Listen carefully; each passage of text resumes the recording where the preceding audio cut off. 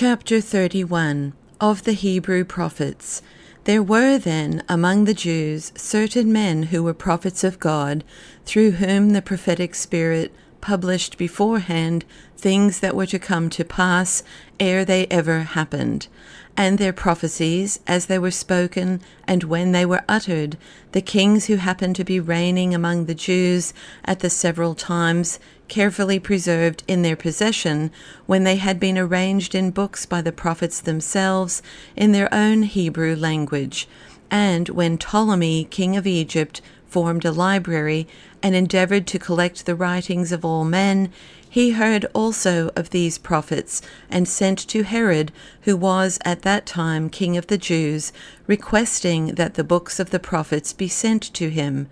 And Herod the king did indeed send them, written as they were in the foresaid Hebrew language. And when their contents were found to be unintelligible to the Egyptians, he again sent and requested that men be commissioned to translate them into the Greek language. And when this was done, the books remained with the Egyptians, where they are until now. They are also in the possession of all Jews throughout the world, but they, though they read, do not understand what is said, but count us foes and enemies, and, like yourselves, they kill and punish us whenever they have the power, as you can well believe. For in the Jewish war which lately raged, Bar Kokhbas, the leader of the revolt of the Jews, gave orders that Christians alone should be led to cruel punishments unless they would deny Jesus Christ and utter blasphemy.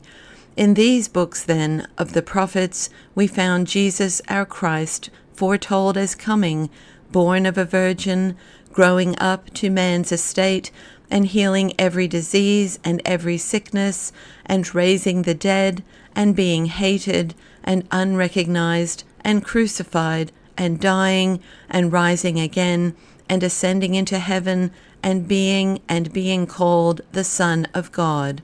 We find it also predicted that certain persons should be sent by him into every nation to publish these things, and that rather among the Gentiles than among the Jews men should believe on him.